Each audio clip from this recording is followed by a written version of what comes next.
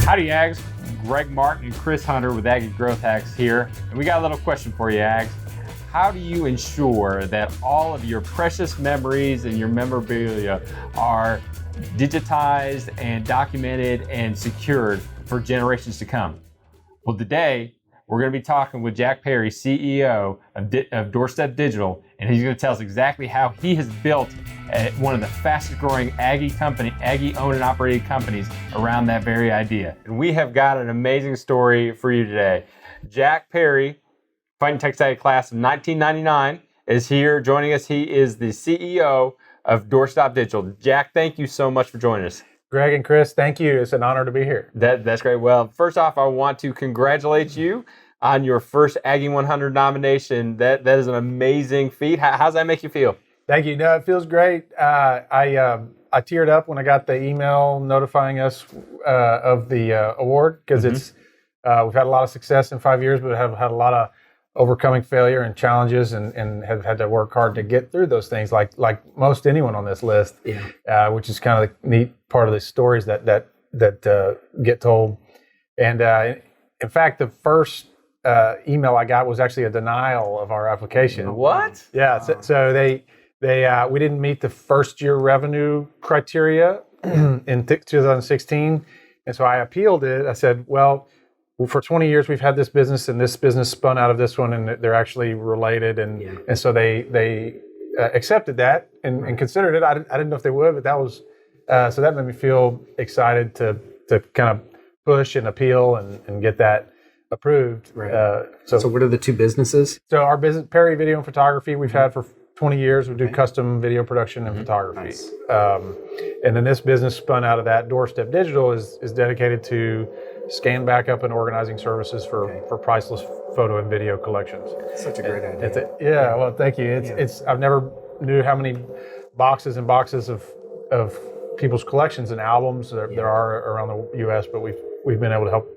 many families with those things. I've got several of those. Yes, I do too. I think I need to get your contact so I can be a customer and help you get on the next Aggie 100. Hey, that would be cool. I know some companies have been here several times, and so that's fun to see. We're glad to be here once, and Well, Jack, congratulations. And so you've been an entrepreneur for over 20 years. What made you want to be an entrepreneur? I mean, did you grow up with an entrepreneurial parents? Did you just have that itch? Yeah, it's a lot of entrepreneurs and small business owners that I'm friends with are like me. We would have trouble working in a corporate environment. It's a better fit for us to work on our own in a smaller environment. We were able to control things and do something more unique, and because people like our personality, we're always questioning things and we're always improving on things, and that's not always favorable in a bigger environment where they're trying to get something done. So I've always been an entrepreneur for 20 years, and then 6 years ago we started Doorstep Digital. Oh, that's awesome. How did being an Aggie and being here at Texas A&M University, which by the way we're filming on Kyle Field or at Kyle Field right now, how has that really shaped you as an entrepreneur, and how's that helped you, really to get Doorstep to where it's at now? Texas A&M is a competitive environment that prepares you to compete. Yeah.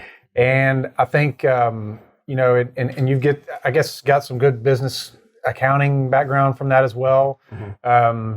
So from that standpoint, A&M's very helpful for an entrepreneur, but I think entrepreneurs are kind of built from their families, and they're kind of their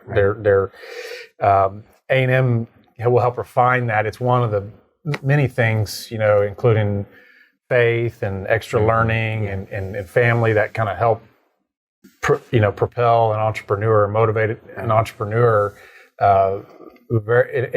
People say, what'd you get out of A&M? I think one of the best things I got out of A&M was I met my wife here. Yeah, without a doubt. That's the number one. That was the best part of coming here. And if I had to pay the money to do that again, I would do that again. Great answer, Jack. That's awesome. Well, make sure she's watching this later. Right? Yeah, that's right. That's right. Well, from an entrepreneurial standpoint, you've had decades of experience. What really has been one, if you can narrow it down to one, the biggest challenge to your growth, and how have you really overcome that? I think two significant challenges that we faced the past 5 years. One was just I guess in 2006 when I bought the business from my initial partner, we were transitioning and we just had a real bad month, and I remember him just looking at me, and he's kind of a number cruncher, and I'm more of just a believer in doing things, and he just looked at me and he said, you just need to sell the van and fold it all up. Wow.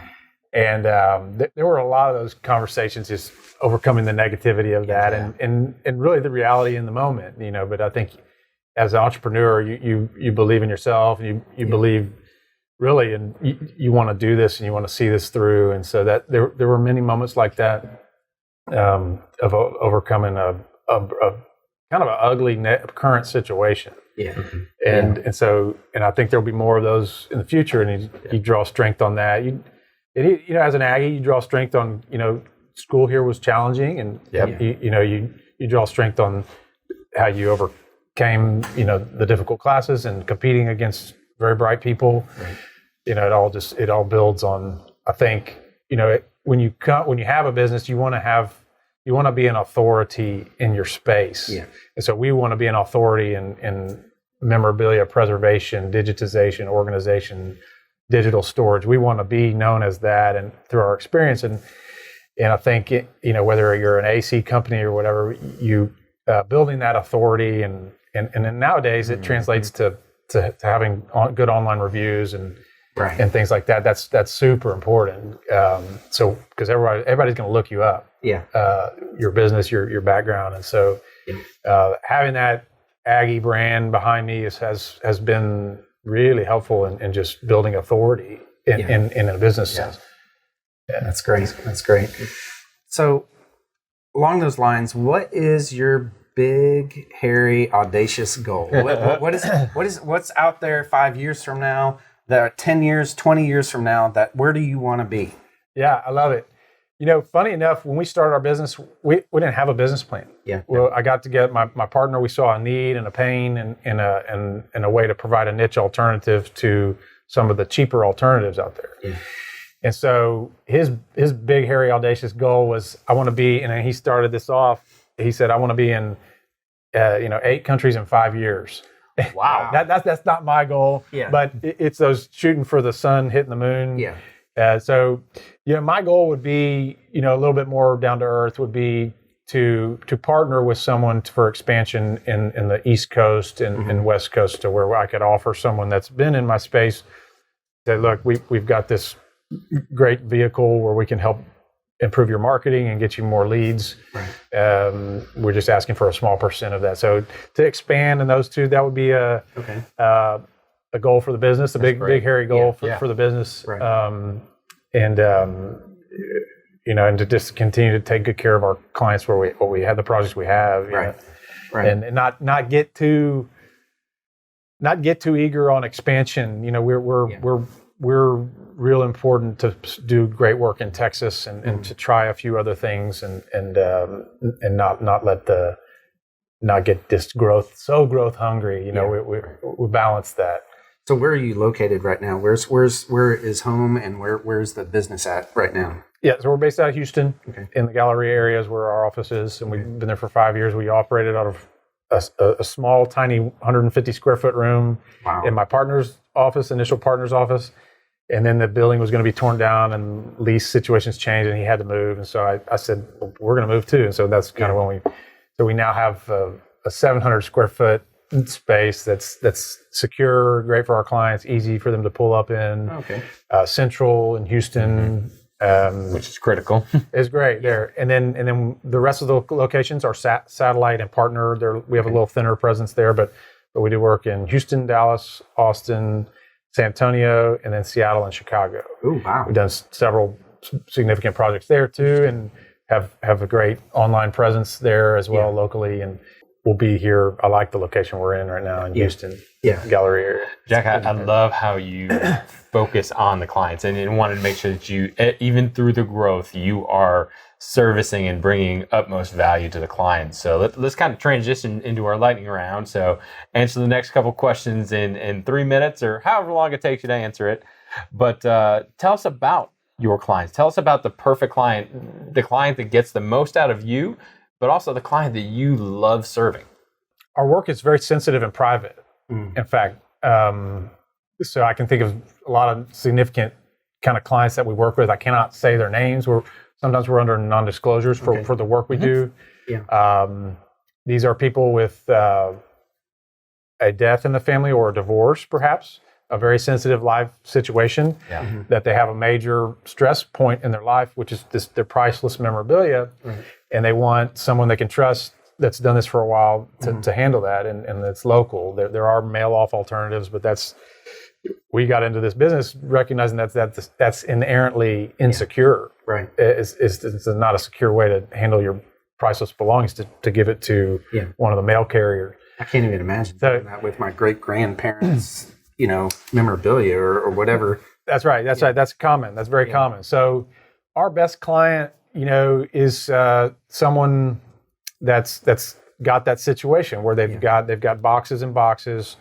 They want someone locally to come directly to their doorstep. Doorstep Digital is where we, we come with our teams into their home, take care of it. Something that may have taken them 20 months to do, we can do in 2 weeks. Wow. It's not inexpensive to do it. We bring our team and our hands in to do it, and our expertise with the white glove service. So those are our projects that are kind of our bread and butter. And then it's been neat. We've transitioned into working with schools and yearbooks and things, and our business has the opportunity to serve clients other than families and businesses, business archives. Interesting. Texas A&M archives. Yeah, right. There you go. There's a little library over here that might need some services. Right? So we're here. Yeah. So thinking back to 1999 when you're walking the stage, right? If you could talk to yourself, what would you say?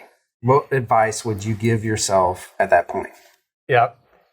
Well, I would encourage young Jack to begin entrepreneurship a little earlier, maybe. I got into my first jobs. I had a Spanish degree here and a business degree, two degrees. So I got into Spanish teaching just because it's kind of safe and it was what you did. Right. And quickly found out that environment just didn't fit me as well as the creativity and the control and of a business environment, of small business environment. So I actually didn't walk the stage. I was in Mexico at that time. Oh, wow. I was studying abroad. You have a real untraditional kind of way. I didn't walk the stage and get a degree. I got my degrees, but I didn't walk. In that sense, just encouraging, me and my son. I think of these in terms of context of how am I going to talk to my children, because these are real good questions that really make me think. And I would encourage them to find their strengths quicker and hone in on those things in the environment that they know they really thrive in, whether it's more corporate and analytical or if it's more heartfelt and towards the home. I mean, there are industries that cater to both, and you can make a great life out of either. Yeah. But Jack, what's one thing that the Aggie Network doesn't know about you? Well, my friends know I'm pretty goofy and pretty lighthearted, but they don't know that in the past couple months I've become a guest panda for young children's parties. That's awesome. Yeah. So my daughter turned 6, and I went up surprised and went into her party I bought a panda head and I got a bodysuit and I come out as a goofy panda. So panda rental. Talk to Jack. Yep. And that's so much fun for me. Like, people were saying, "Oh, you need to do this as a business." I was like, "This is just fun. This is I guess it could be a business, But the kids love it, and they chant my name, Panda, Panda. They're her little awesome. 6-year-old friends, and so I really enjoyed dressing up as. I have a pig hat too. Just dressing up as a goofy character, and that's great. And that's awesome. And crashing my nephews and my daughter's young 6-year-old party. So one of the questions that we ask on every interview is, how can the Aggie Network help you? The Aggies are so awesome. We help each other in all sorts of areas. How can we as Aggies help you?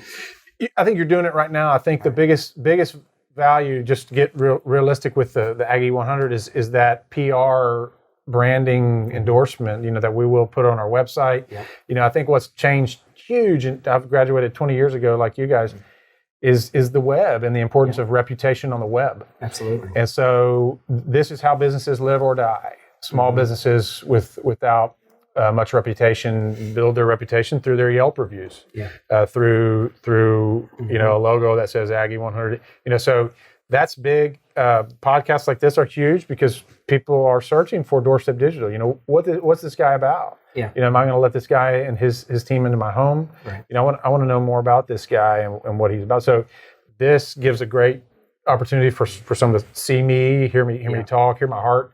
And so I think the Aggie Network, this kind of thing is phenomenal. More PR, more marketing. That's our bent. We're trying to get our message out and our style of doing things.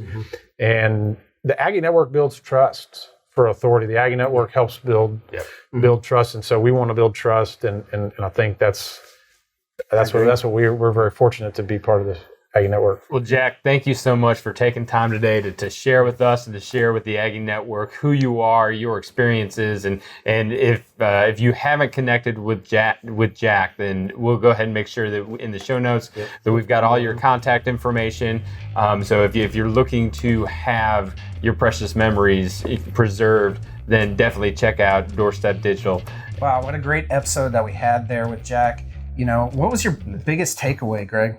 Chris, I think there was a lot of value that I had, but when he started talking about knowing who you are and knowing the type of person, the type of entrepreneur that you want to be, the type of industry or the type of business you want to have, that really spoke to me. So I really appreciate Jack sharing that. Yeah, I agree. My biggest one, and of course, as a marketer, I deal with this almost on a daily basis, is reputation.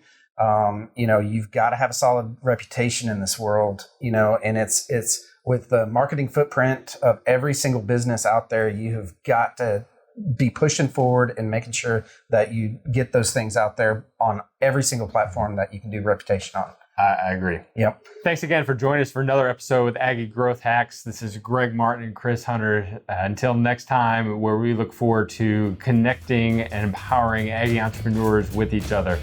Look forward to connecting with you and look forward to our next episode. Thanks again.